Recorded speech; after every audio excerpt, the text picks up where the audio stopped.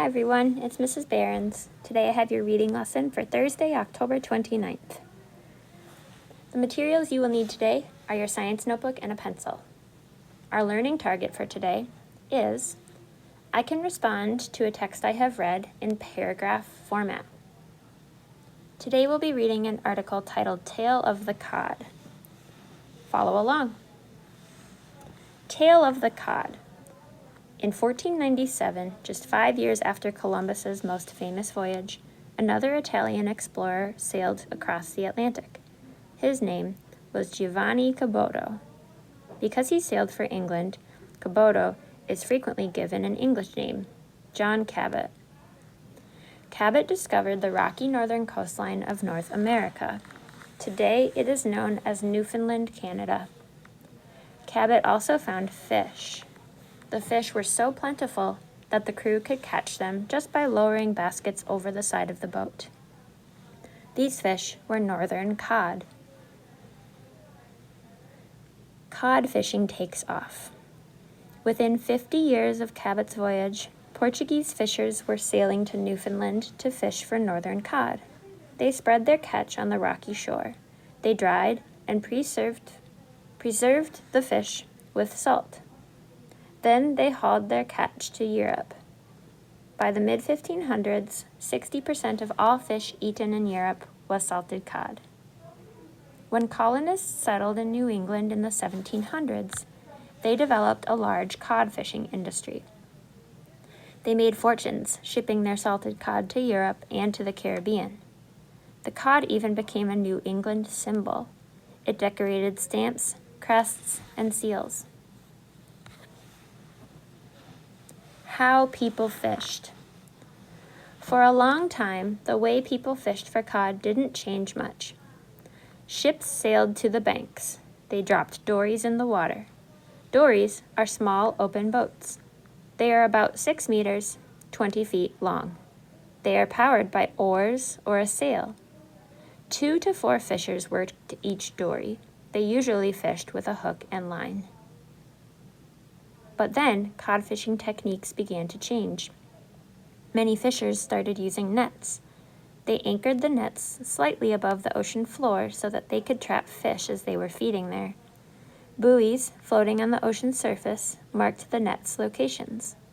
A fisher checked the nets each day, emptied the catch, and threw the net back into the sea. A net catches many more fish than hook and line does. It's also easier to use. Engine power, the big change. The development of trawlers, which are engine-powered fishing boats, brought a major change in the fishing industry. Trawlers drag nets over the ocean floor and move more easily than dories do. They can also go farther out to sea. By the 1920s, trawlers had replaced sailboats and dories. On a good day, a trawler could catch 6 times as many fish as a sailing ship could. Then the American named Clarence Birdseye invented the frozen food process. It was a boon to the fish industry. Catches could be preserved without salt. Soon, the freezing was done on board huge factory trawlers. Some of these ships were more than 140 meters, 450 feet long.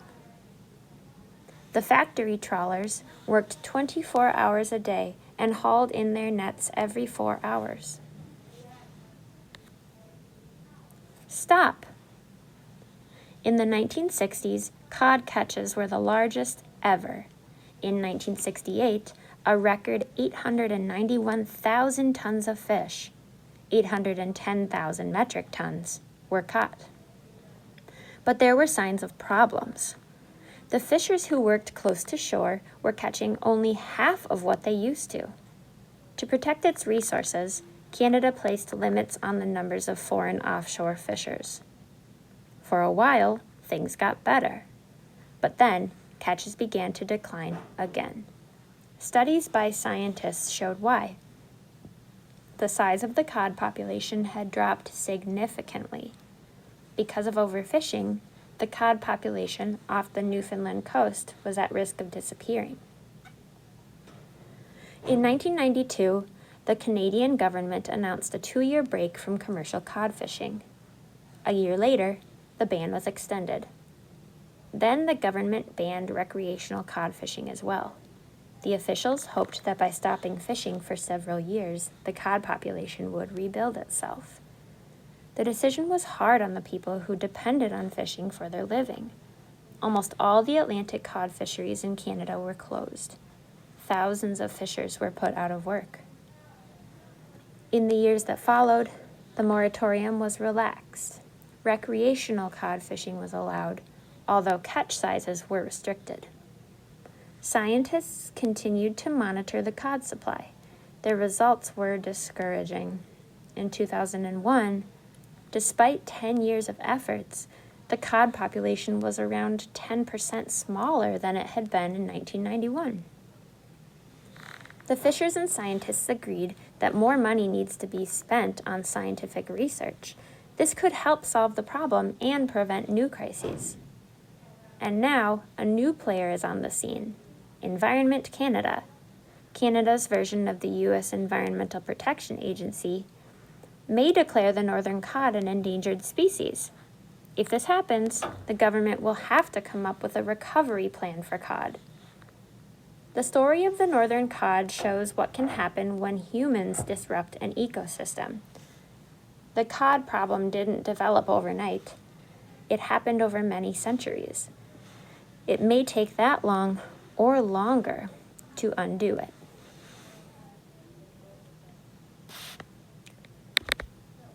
Let's start our science notebook entry for today.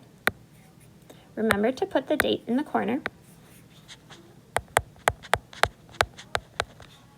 And we will title this entry,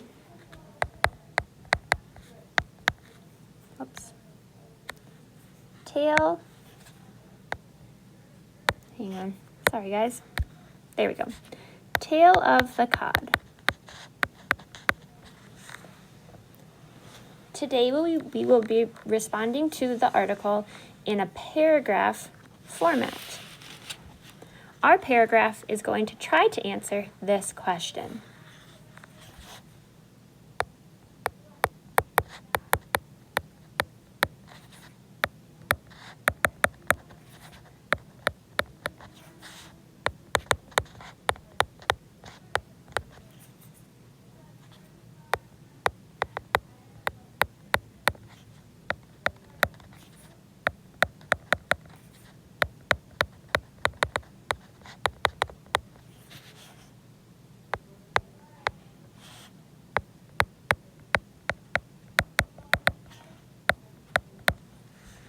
What ideas do you have for how we, humans, can help rebuild the cod population?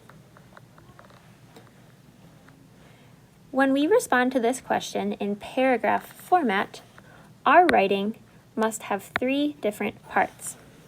The first is a topic sentence.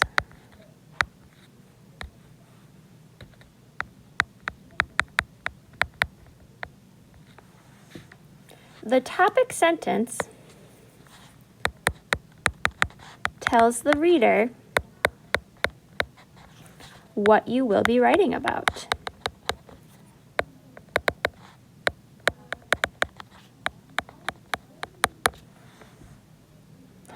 After you write your topic sentence for the paragraph, you will follow it with 3 or more supporting ideas. This is the part of the paragraph where you will answer the question.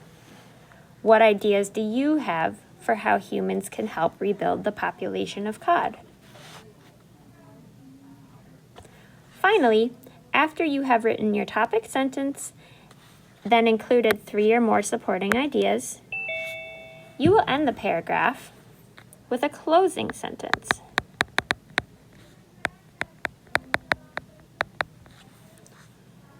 The closing sentence is connected to the topic sentence because it reminds the reader what you are writing about and gives them a sense of closure.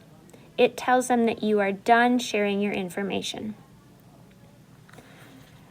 As you are writing your paragraph in response to the question, remember to indent your first sentence and to use complete sentences and punctuation. After you have answered this question in a full paragraph format, take a picture of your science notebook entry and submit it to school.